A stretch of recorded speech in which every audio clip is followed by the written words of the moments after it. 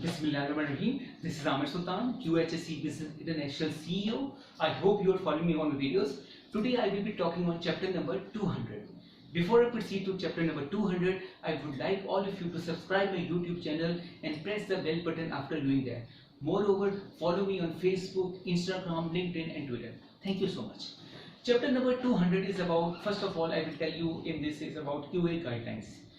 For the QA guidelines, QMS guidelines, these are manual basically mentioned as ISO 9011, which comes and is present in the market or in the web also, from where you take up the guidelines about the QMS and quality, that how these standards are made, how the auditing is done, how the process of this all process move around according to the guidelines. Mostly it is mentioned about the auditing, about the process, about the quality, how the things need to be done, how the things need to be executed properly, what is the protocol of doing all the things relating to the quality auditing and these things. If you go around this, you can find out more details in this standard, and this standard is mentioned as ISO 9011.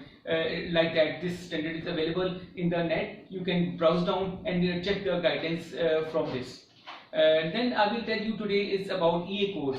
EA codes is basically the codes which are designated for the organizations who are working and doing the type of work. For example, if an industry is doing any chemical related work, very high explosive related work, then the EA code for that is number 12.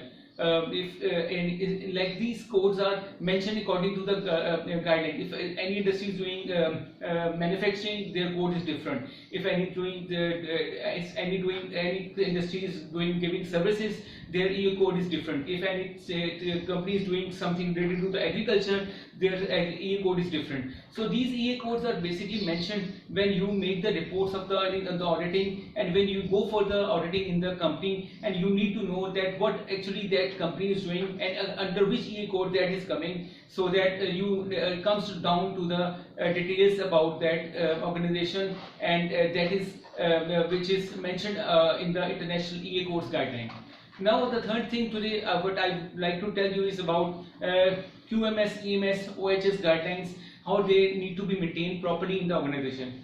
Basically, QMS standard is, for the ISO standard is ISO 9001:2015, in which you have to maintain all the things related to the quality management system.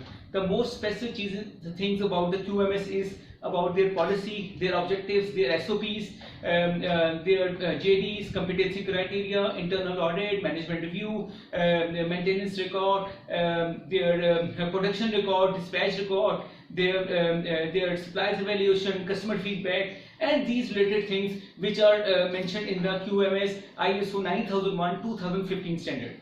Now I will tell you something about EMS.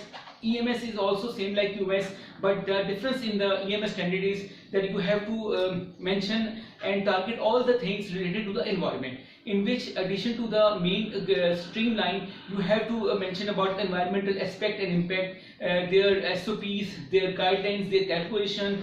You have to tell about emergency preparedness response, which is not present in the QMS. You have to make a SOP of that. You have to execute the things related to that. You have to take all the stack emissions reports, stack emission tests for the organization. You have to do like furnaces, forklifter.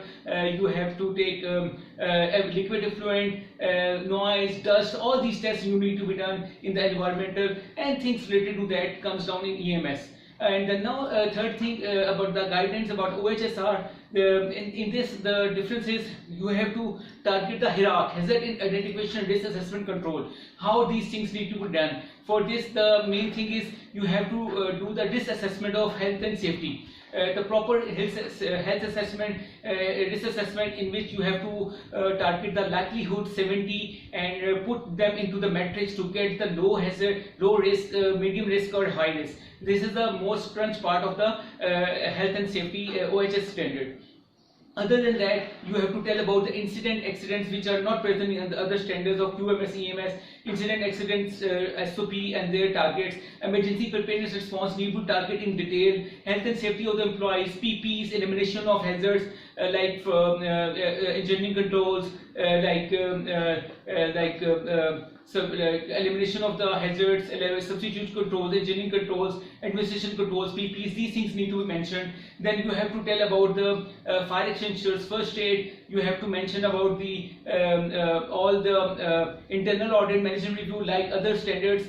And this main standards comes down to basically health and safety related things which are different from the QMS and EMS.